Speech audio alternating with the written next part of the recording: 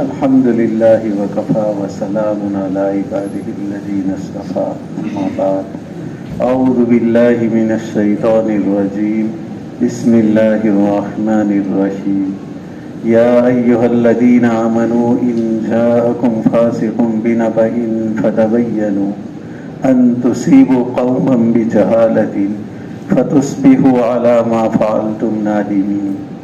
اے ایمان والو، اگر تمہارے پاس کوئی فاسق آدمی کوئی خبر لے کر کے آئے تو پہلے اس کی تحقیق کر لو، کہیں ایسا نہ ہو کہ تحقیق کے بغیر تم کسی قوم کے اوپر جہالت کی بنا پر حملہ کر دو اور پھر اپنے کیے ہوئے کام پر تم ندامت کرنے لگو۔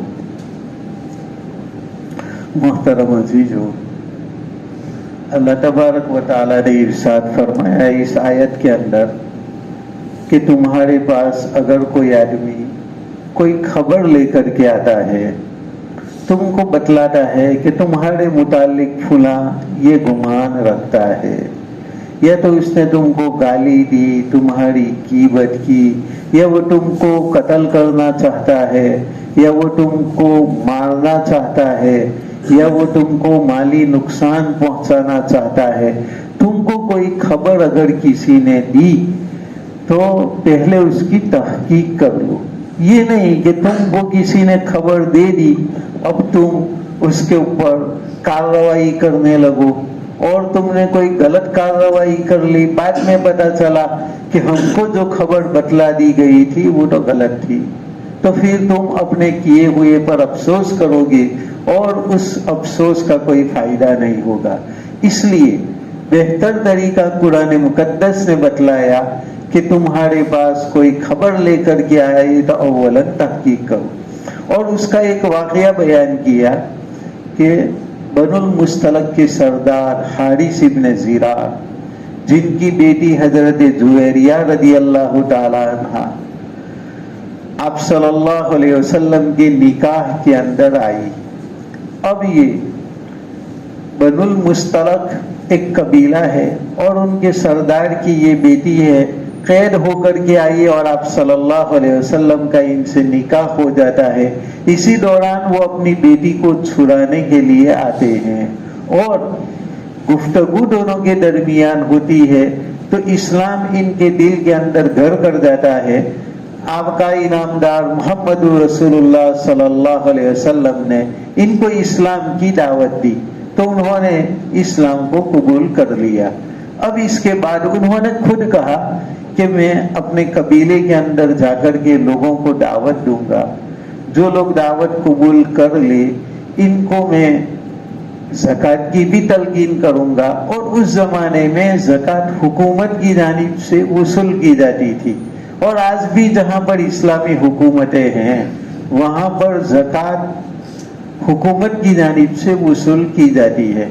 آج کل سعودی عرب وغیرہ کے اندر، اسی طریقے سے پاکستان کے اندر حکومت کی جانب سے یہ وصول کیا جاتا ہے زکوٰۃ کو، اور پھر حکومت جہاں جہاں پر مصارف ہوتے ہیں وہاں پر صرف کرتے ہیں۔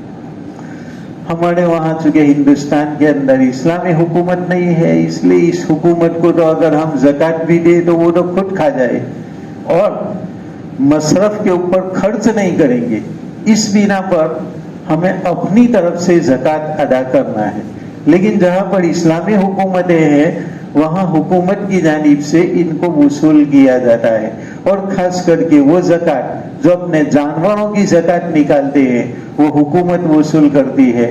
اسی طریقے سے تجارت کے اموال کی جو زکوٰۃ ہے وہ بھی حکومت وصول کرتی ہے، اور کھیتی باڑی کی جو زکوٰۃ ہے وہ بھی حکومت وصول کرتی ہے، اور بینک بیلنس کی زکوٰۃ وہ بھی حکومت وصول کرتی تھی۔ لیکن حضرت عثمان رضی اللہ تعالیٰ عنہ کے دور کے اندر لوگوں کے پاس چونکہ مال بکثرت آنے لگا اور لوگوں کے مال کی حفاظت مقصود تھی، کسی کو پتا نہ چلے کہ کسی کے پاس کتنا مال ہے، اس لیے حضرت عثمان رضی اللہ تعالیٰ عنہ نے جو مال کے مالک تھے، جن کے پاس بینک بیلنس سونا چاندی وغیرہ ہوا کرتا تھا، ان کو اجازت دے دی کہ وہ اپنے طور پر زکوٰۃ ادا کرے، حکومت وصول نہیں کرے گی تاکہ ان کا مال محفوظ رہے. کیونکہ حکومت کسی کے پاس سے وصول کرے گی، مثلا حکومت نے وصول کیے 1000 روپے کسی کے پاس، تو آجو بازو والوں کو پتا چل جائے گا کہ اس کے پاس 40,000 روپے ہے، تبھی تو 40,000 روپے اس کے پاس ہے، تو 1,000 روپے ان کے پاس سے لیے گئے. کیونکہ 2.5% وصول کرنے کا نام زکوٰۃ ہے. کسی کے پاس 100 روپے ہیں تو ان میں سے 2.5 روپے لیے جاتے ہیں. تو کسی کے پاس سے 2.5 روپے وصول ہوئے تو پتا چل گیا کہ اس کے پاس 100 روپے ہیں.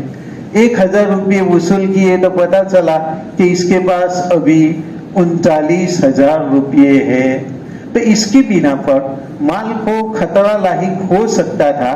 اس بنا پر حضرت عثمان رضی اللہ تعالیٰ عنہ نے یہ اجازت دے دی کہ جو صاحب اموال ہے وہ اپنی اموال کی زکوٰۃ خود اپنے طور پر نکالے. ہاں یہ جانور وغیرہ ہے وہ تو پتہ چل ہی جائے گا، اس کو تو کوئی چھپا نہیں سکتا، اس لیے اس کو حکومت وصول کرے گی. اسی طریقے سے جو تجارت کے اموال ہے وہ تو ویسے بھی باہر رکھنے پڑیں گے تجارت کرنے کے لیے. اسی طریقے سے جو کھیتی کے اوپر زکوٰۃ، تو کھیتی کا مال تو سب کے سامنے ہوتا ہے، اس کو ہم تیجوری میں نہیں رکھ سکتے، تو یہ تو حکومت وصول کرے گی. لیکن جو روپیے پیسے اور سونا چاندی ہے اس کے متعلق حضرت عثمان رضی اللہ تعالیٰ عنہ کے دور میں یہ اجازت ملی کہ جو مال کے مالکان ہے وہ اپنے طور پر ادا کر دے، حکومت کی جانب سے کوئی چھان بین اس کی ہوگی نہیں. اب وہ اپنے اور اللہ کے درمیان ادا کرے، اللہ کے سامنے وہ ذمہ دار ہوں گے. لیکن شروع اسلام میں یہ زکوٰۃ بھی حکومت کی جانب سے وصول ہوتی تھی. تو حضرت جویریہ رضی اللہ تعالیٰ عنہ جو ہمارے نبی کریم صلی اللہ علیہ وسلم کی بیوی تھی، ابھی ان سے نکاح ہوا تھا اور ان کے والد انہی کو چھڑانے کے لیے آئے تھے. لیکن جب پتا چلا کہ یہ رسول اللہ صلی اللہ علیہ وسلم شریف گھرانے سے تعلق رکھتے ہیں اور میری بیٹی ان کے پاس بہت زیادہ خوش رہے گی، اور پھر ان کو اسلام کی جانب میلان بھی ہوا تو اسلام بھی قبول کر لیا، اور اب تو چونکہ دامادی رشتہ ہو گیا تھا اس لیے انہوں نے یہ ہاں بھر لی کہ میں اوروں کو بھی اسلام کی دعوت دوں گا اپنے قبیلے میں جا کر کے اور زکوٰۃ وصول کروں گا، اور آپ فلاں مہینے کی فلانی تاریخ کو اپنا کوئی آدمی بھیج دے تو میں نے جو مال وصول کیا ہوگا زکوٰۃ کا وہ پورا کا پورا میں تمہارے آدمی کو ادا کر دوں گا.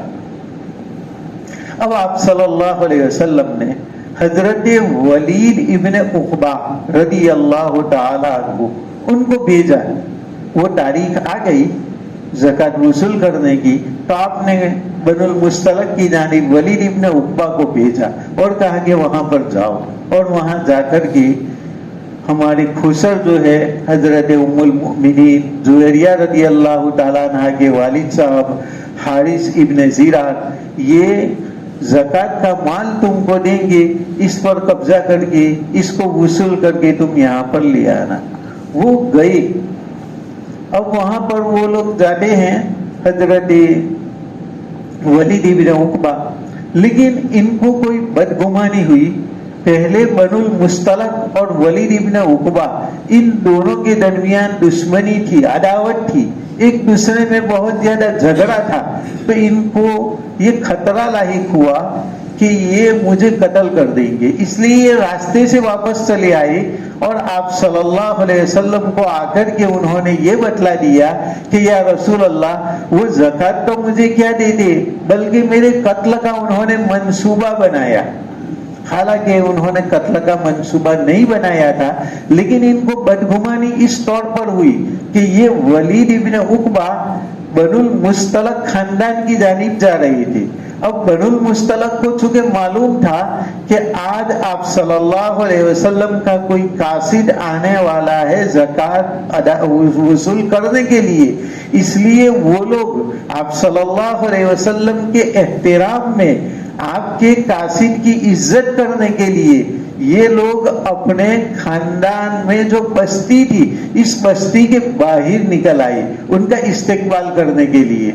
جیسے کوئی بڑا آدمی آنے والا ہو تو ہم گاؤں سے باہر استقبال کے لیے کھڑے ہو جاتے ہیں, تو وہ بھی آپ صلی اللہ علیہ وسلم کا قاصد, تو اس کا ایک احترام ہوتا ہے, اس بنا پر وہ باہر نکل آئے. اور ان کی عادت تھی تلواریں ساتھ میں رکھنا, تو تلوار تو ان کے ساتھ میں ہی رہتی تھی کیونکہ عرب لوگوں کی یہی عادت تھی. تو انہوں نے تلواریں بھی ساتھ میں رکھی ہوئی تھی اور ہلکا لگا کر کے یہ کھڑے تھے کہ جب قاصد آئے گا تو ہم ان کا استقبال کریں گے. لیکن ادھر قاصد نے دیکھا کہ یہ تو تلوار لے کر کے کھڑے ہیں اور یہ تو میرے دشمن ہے, تو یہ مجھے قتل کرنے کے لیے ہی یہاں پر کھڑے ہیں. اس لیے ان کو بدگمانی ہو گئی اور وہ راستے سے ہی واپس چلی گئی اور کہا کہ یا رسول اللہ, انہوں نے زکات تو کیا بلکہ مجھے قتل کرنے کا انہوں نے منصوبہ بنایا. اب یہ بات لوگوں کے سامنے جب آئی, صحابہ کرام میں اشتعال پیدا ہو گیا کہ یہ لوگ مسلمان ہو گئے اور اس کے بعد پھر مرتد ہو گئے اور ہمارے قاصد کو قتل کرنا چاہا. اس لیے انہوں نے کہا کہ یا رسول اللہ, اب بنو المصطلق کے اوپر حملہ کر دینا چاہیے کیونکہ وہ تو ہمارے قاصد کو بھی قتل کرنا چاہتے ہیں. آپ صلی اللہ علیہ وسلم نے ان کو سمجھایا کہ دیکھو ذرا تیقظ سے کام لو, بیداری سے کام لو. لیکن مسلمانوں کو غصہ تھا ایک اسلامی غیرت کی بنا پر کہ زکات وصول کرنے والے کو اسلام کے زکات وصول کرنے کے کارندے کو اور آپ صلی اللہ علیہ وسلم کے قاصد کو قتل کرنا چاہتے ہیں. تو یہ کتنی بڑی ان کی جرأت ہے, کتنی بڑی بغاوت ہے. اس لیے ان کو غصہ آیا. لیکن آپ صلی اللہ علیہ وسلم کو اللہ تبارک و تعالیٰ نے کامل عقل دی تھی. آپ نے تدبر کے ساتھ فرمایا کہ دیکھو ہم پہلے ذرا تحقیق کرتے ہیں اور تحقیق کرنے کے بعد پھر ہم لشکر کو بھیجتے ہیں. لیکن لوگوں نے اور زیادہ کہا کہ نہیں, کسی طریقے سے ان کے اوپر حملہ کر دینا چاہیے. تو آپ صلی اللہ علیہ وسلم نے حضرت خالد ابن ولید رضی اللہ تعالیٰ عنہ کو تیار کیا کہ تم یہاں سے جاؤ اور یہاں سے جا کر کے پہلے تحقیق کرنا اس قبیلے کی کہ واقع میں وہ مرتد ہو گئے ہیں یا ان کو سمجھنے میں کوئی خطا واقع ہوئی ہے. پہلے تحقیق کرنا اور تحقیق کے بعد اگر پتہ چلے کہ یہ سچے مسلمان ہے تو کوئی کارروائی مت کرنا, اور اگر پتہ چلے کہ وہ مرتد ہو چکے ہیں تو پھر ان کے اوپر حملہ کر دینا.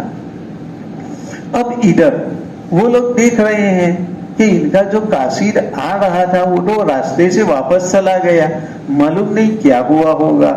ہو سکتا ہے کہ نبی کریم صلی اللہ علیہ وسلم کو ہماری جانب سے کوئی غلط خبر ملی ہو, کسی نے کوئی افواہ پھیلا دی ہو, ورنہ قاصد تو آنے والا تھا اور آ کر کے وہ راستے سے واپس چلا گیا. معلوم نہیں وہ کون ہے. دور سے انہوں نے تو فقط اتنا دیکھا کہ کوئی واپس چلا گیا. اب کیوں واپس چلا گیا, وہ کیا سمجھا, وہ تو ان کو معلوم نہیں تھا. اس لیے حضرت حارث ابن زرار نے جو نئے نئے مسلمان ہوئے تھے ان کو جمع کیا اور جمع کرنے کے بعد کہا کہ میں نے زکات اس لیے وصول کی تھی کہ اس تاریخ کو نبی کریم صلی اللہ علیہ وسلم کی جانب سے ایک آدمی وصول کرنے کے لیے آنے والا تھا, لیکن آج وہ آدمی آیا نہیں. اور نبی کریم کبھی بھی جھوٹ نہیں بولتے, کبھی وعدہ خلافی نہیں کرتے. ضرور ہمارے متعلق کوئی غلط بات پہنچی ہے, اس کا تصفیہ کرنے کے لیے ہمیں جانا ہے تاکہ کوئی غلط اطلاع کی بنا پر ہم پر کوئی غلط کارروائی نہ ہو. تو حارث ابن زرار نے بھی ایک قافلہ کو جمع کیا اور جمع کر کے یہ مدینہ منورہ آپ صلی اللہ علیہ وسلم کے پاس آ رہے ہیں. اور ادھر خالد ابن ولید کا جو لشکر تھا وہ مدینہ سے باہر نکل رہا تھا. دونوں کی آپس میں ملاقات ہو گئی تو حارث ابن ابی زرار نے پوچھا کہ تم کہاں جا رہے ہو. کہا ہم کو تو تمہاری جانب بھیجا گیا ہے تم پر حملہ کرنے کے لیے. کہا آخرکار ہم پر حملہ کرنے کے لیے کیوں؟ کہا کہ تم نے آپ صلی اللہ علیہ وسلم کے قاصد ولید ابن عقبہ کو قتل کرنے کا ارادہ کیا تھا. حارث ابن ابی زرار نے کہا کہ اس ذات کی قسم جس کے قبضے میں محمد صلی اللہ علیہ وسلم کی جان ہے, جس اللہ نے آپ صلی اللہ علیہ وسلم کو رسول بنا کر کے بھیجا, اس اللہ کی قسم کھا کر کے میں کہتا ہوں کہ ولید تو ہمارے پاس آیا تک نہیں. ہم نے قتل کرنے کا ارادہ کیسے کیا؟ وہ تو ہمارے پاس آیا بھی نہیں اور ہمیں معلوم بھی نہیں. کہا ہمیں معلوم نہیں، لیکن انہوں نے آپ صلی اللہ علیہ وسلم کو یہ پیغام پہنچایا اور مسلمانوں کے اندر اشتعال پیدا ہوا، تو پھر ہمیں تمہاری جانب بھیجا گیا کہ ہم تحقیق کر کے تمہارے ساتھ قتال کریں. پھر انہوں نے کہا کہ اچھا چلو آپ صلی اللہ علیہ وسلم کے پاس چلتے ہیں. پھر آپ صلی اللہ علیہ وسلم کے پاس چلے تو آپ صلی اللہ علیہ وسلم نے بھی پوچھا اپنے خسر سے کہ کیا تم نے ہمارے ساتھ دھوکہ کیا؟ ہمارے قاصد کو تم نے قتل کرنا چاہا؟ تم نے تو یہ کہا تھا کہ میں زکوٰۃ وصول کروں گا، اور پھر جب وہ زکوٰۃ وصول کرنے کے لیے آئی تو تم نے قتل کی ٹھان لی. تو انہوں نے کہا کہ یا رسول اللہ، اس اللہ کی قسم جس نے آپ کو نبی بنا کر کے بھیجا ہے، خدا کی قسم ولید ہمارے پاس آیا تک نہیں ہے. ہم نے قتل کا ارادہ تو کیا ہی نہیں، لیکن ہم نے اس کو دیکھا نہیں. اور ادھر ولید کی کہانی تم جان چکے کہ وہ تو راستے سے یہ سوچ کر کے کہ وہ تلوار لے کر کے کھڑے ہیں تو مجھے قتل ہی کرنے کے لیے یہ کھڑے ہیں، حالانکہ وہ تو ان کا استقبال کرنے کے لیے کھڑے تھے. اور تلوار اس زمانے میں وہ تو ہر ایک ساتھ میں ہی رکھتے تھے. تلوار جیسے ہمارے بڑے بدھوں میں پہلے یہ رواج تھا کہ بڑا لٹھ رکھتے تھے، آج تک یہ بدھوں کے اندر یہ ہے، اب یہ کم ہونے لگا ہے. حالانکہ یہ اچھی بات ہے، اس سے کافر کے اوپر بھی رعب پڑتا ہے، اور کبھی کوئی جانور وغیرہ بھی حملہ کر دے تو ایسی صورت کے اندر اس کے ذریعے مقابلہ کیا جا سکتا ہے. لیکن اب یہ رواج ہمارے اندر سے نکل گیا. تو مسلمانوں میں پہلے یہ تلوار رکھنے کا رواج تھا، اس کو وہ سمجھے کہ وہ ہم پر حملہ کرنے والے ہیں.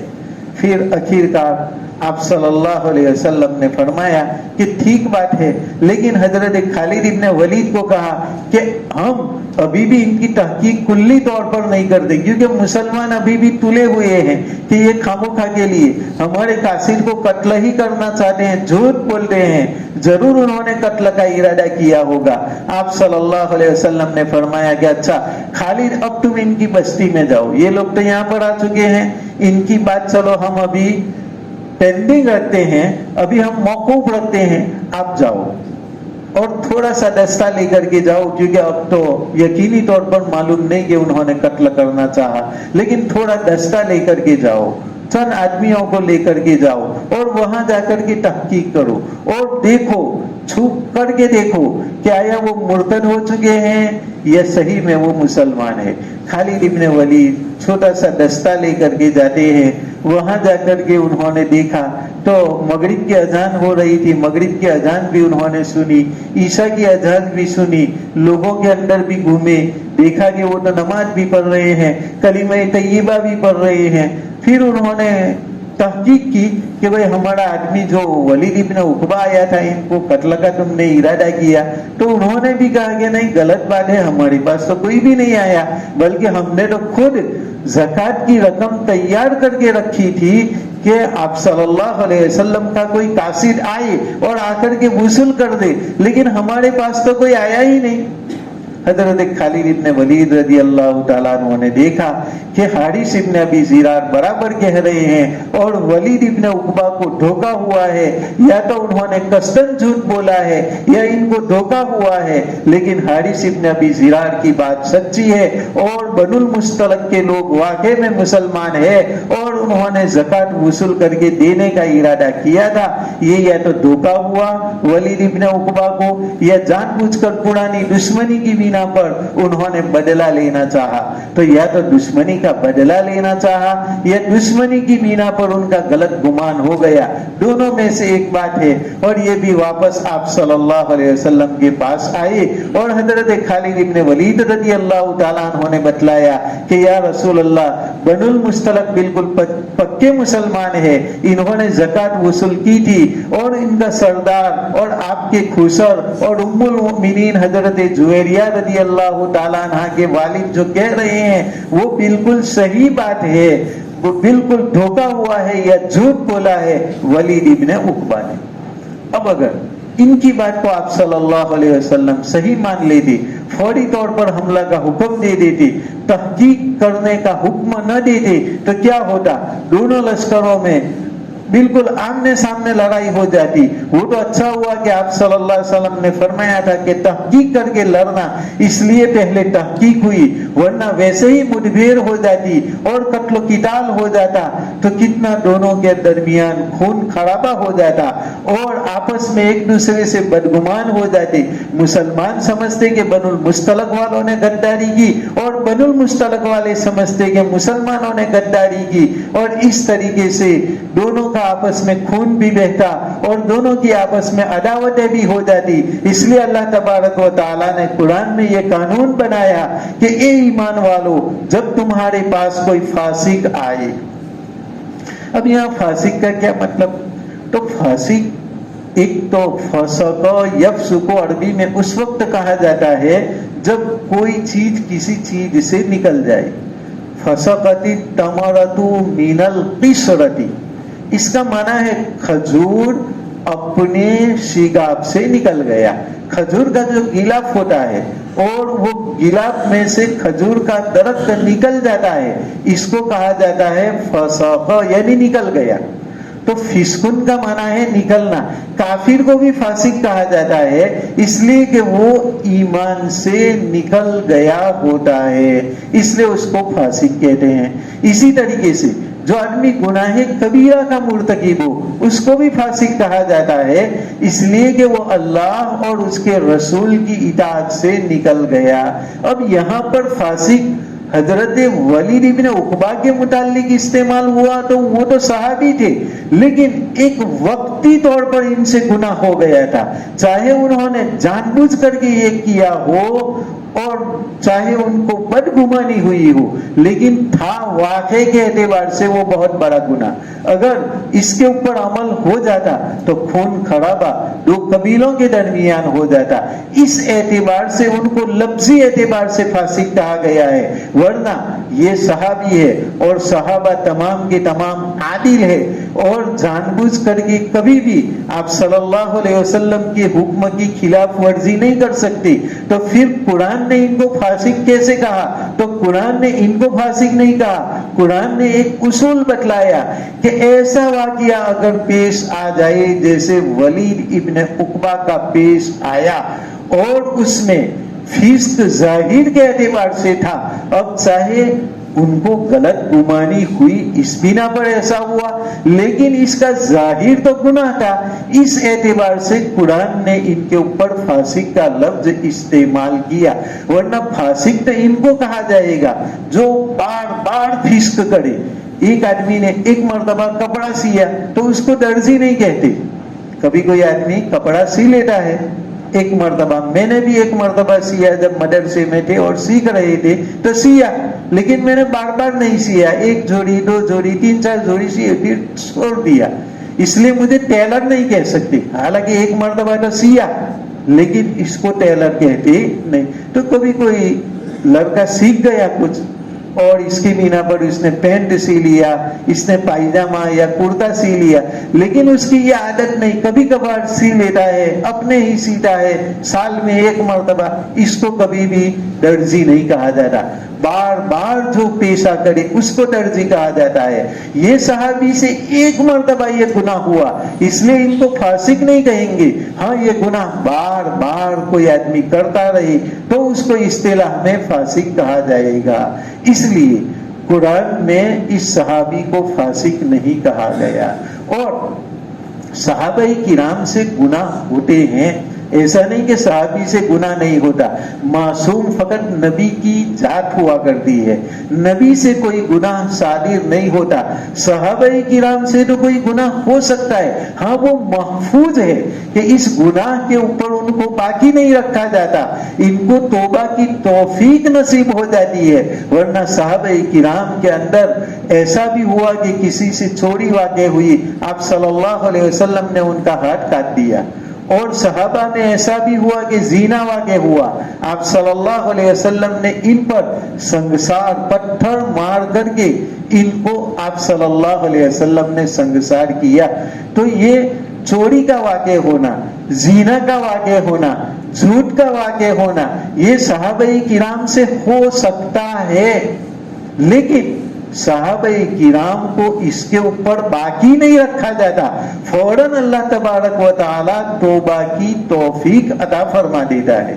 ایک صحابی، مسلم شریف کی روایت ہے، اور مسلم شریف کے اندر یہ روایت مصرح لکھی ہے کہ ایک صحابی سے زنا ہو جاتا ہے، لیکن وہ صحابی کی طرف ہے۔ ہم جیسے ہو تو گناہ کو ہم بہت زیادہ چھپائیں گے، اور گناہ کو واقعی میں چھپانا بھی چاہیے۔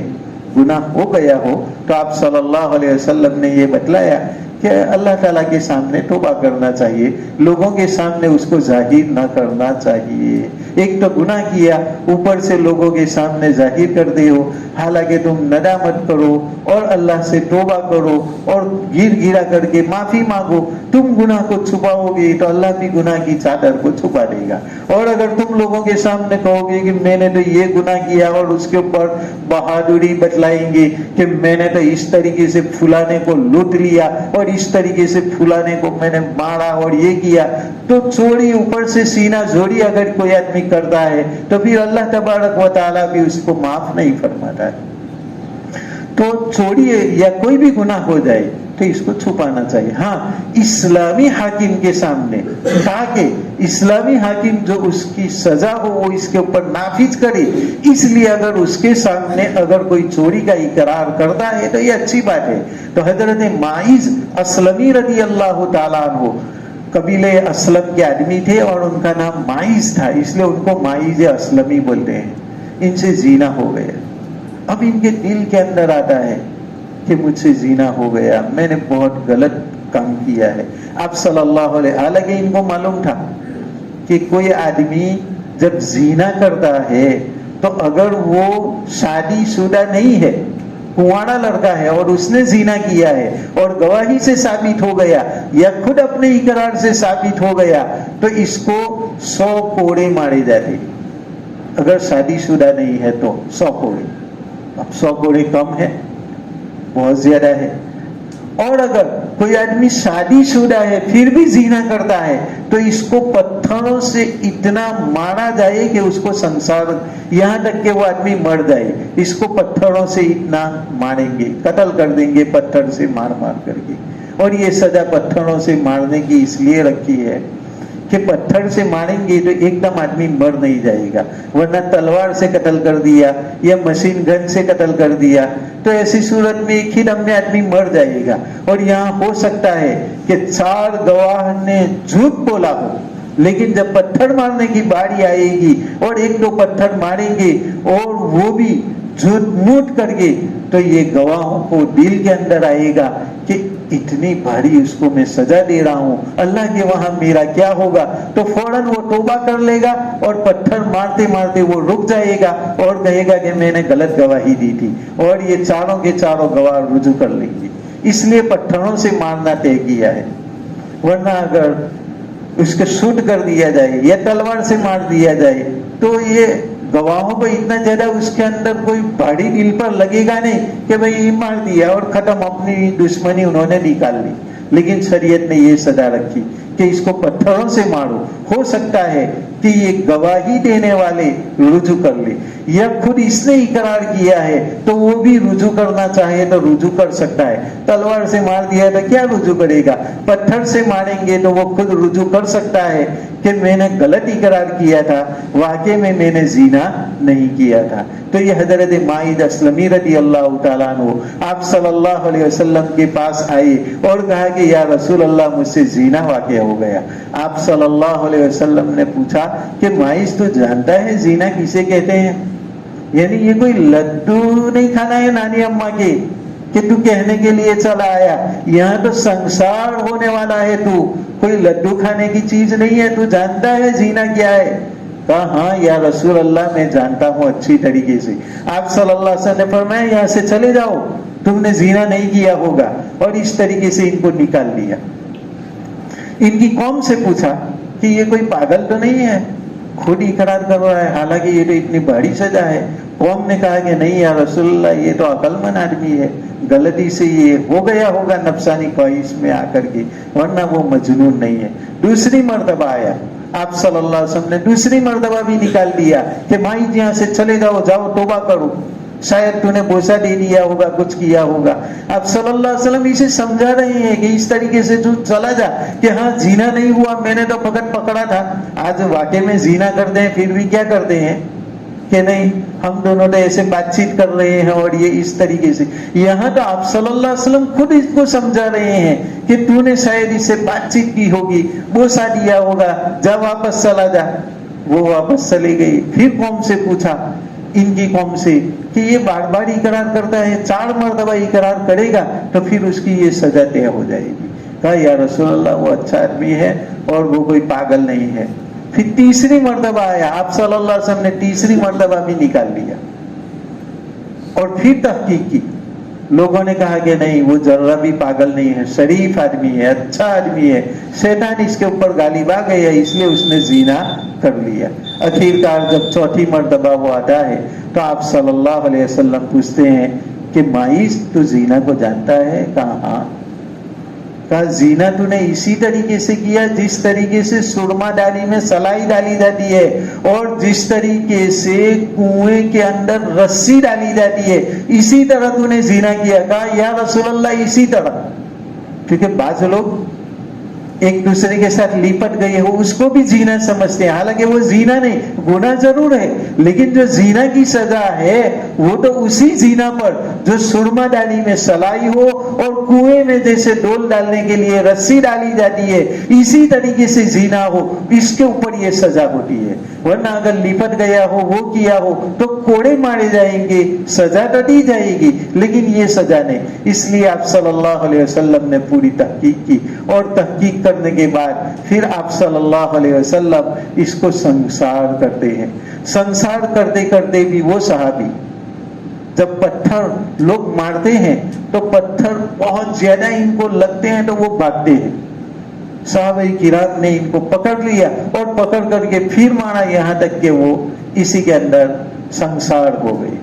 लोगों ने सुनाया कि या रसूल अल्लाह वो तो भाग रहे थे इस तरीके से। आप सल्लल्लाहु अलैहि वसल्लम ने फरमाया कि इसको तुमने छोड़ क्यों नहीं दिया, वो भाग रहा था, इसका मतलब ये है कि वो रुजू कर रहा है कि भाई मैंने गलत इकरार कर लिया, और अगर ऐसा होता तो इसके ऊपर ये सजा तारी ना होती, लेकिन तुमने तो इसको नहीं छोड़ा। खैर मसाला मालूम नहीं था, अब से कोई आदमी खुद इकरार करे और इकरार करने वाला रुजू कर ले तो उसको छोड़ देना चाहिए। इसी तरीके से गवाही देने वाले पत्थर मारते मारते अब इनके ऊपर भारी हो गया और झूठ में ये गवाही दी थी तो वो भी रुजू कर लेंगे, तो ऐसी सूरत में इनको पत्थर मारना बंद कर देना चाहिए। तो ये इस्लाम की भारी सजा है। और ऐसा वाक़या हजरत माइद अस्लमी रज़ी अल्लाह ताला अन्हु के साथ पेश आया। इससे मालूम हुआ कि सहाबे किराम से जीना वाक़े हो सकता है, लेकिन इसके बावजूद अस्सहाबत कुल्लुहुम उदूल, कि सहाबा तमाम के तमाम आदिल है, रज़ी अल्लाहु अन्हुम व रज़ू अन, कि अल्लाह इनसे राजी हो गया और वो अल्लाह से राजी हो गई। क्योंकि उस सहाबी ने बहुत बड़ी तौबा कर ली। जब ये सहाबी संसार हो गई तो सहाबा में 2 गिरोह हो गई। एक गिरोह ने ये कहा कि वो अल्लाह का नेक बंदा था, यहाँ तक कि उन्होंने अपनी सजा पाली और आप सल्लल्लाहु अलैहि वसल्लम के सामने इकरार कर लिया और जन्नत का मुस्तहिक हो गया और अपनी सजा दुनिया में ही पाली। दूसरी बात साहबा किराम का कहना ये था कि इसको 3 मरतबा आप सल्लल्लाहु अलैहि वसल्लम ने कहा निकल जा, तो भी नहीं निकला और कुत्ते की मौत मरा। आप सल्लल्लाहु अलैहि वसल्लम ने फरमाया कि तौबा तौबा, तुम बहुत गलत लफ्ज बोले, कुत्ते की मौत मरा। खुदा की कसम माइज ने ऐसी तौबा की है कि अगर इसकी तौबा को एक उम्मत पर तकसीम किया जाए तो पूरी उम्मत की मगफिरत हो जाए। यानी अगर इस तौबा को तुम ये समझो कि वो एक बंडल की तरह कोई एक चीज है और पूरी उम्मत तौबा करे और इस तौबा का एक एक टुकड़ा करके इस उम्मत को तकसीम किया जाए एक एक करके तो पूरी उम्मत की मगफिरत हो जाए, ऐसी तन्हा तौबा उसने अपनी जात के लिए की है। खुदा की कसम वो जन्नत की नहरों के अंदर गोता लगा रहा है और तुम उसकी यहाँ पर बुराई बयान कर रहे हो। تو دیکھو صحابی سے گناہ تو ہوا لیکن گناہ کے اوپر وہ باقی نہیں رہے، موت سے پہلے اللہ نے ان کو توبہ کی توفیق دے دی۔ تو نبی معصوم ہوا کرتا ہے اور صحابہ کرام محفوظ ہوا کرتے ہیں۔ تو یہاں پر بھی صحابی کے اوپر ایک اطلاق ہوا فاسق کا، تو ایک وقتی گناہ کی بنا پر ان پر اطلاق ہوا، ورنہ ہمیشہ کے اعتبار سے وہ فاسق نہیں ہے، وقتی گناہ ان پر ہو جاتا ہے۔ اور اللہ نے یہ قانون بتلا دیا کہ کوئی فاسق خبر لے کر کے آئے تو پہلے اس کی بات کی تحقیق کرنا چاہیے، تاکہ کہیں ایسا نہ ہو کہ تم تھوڑی بات سن کر کے حملہ کر دو اور اس کے بعد تم کو پچھتانا پڑے۔ اللہ تبارک و تعالی ہمیں کہیں سنی گئی باتوں پر عمل کرنے کی توفیق عطا فرمائے۔ زیادہ وقت ہو چکا ہے اس لیے دعا کر لیتے ہیں۔ سبحان اللہ و بحمدہ، سبحانک اللہم و بحمدک، واشہد ان لا الہ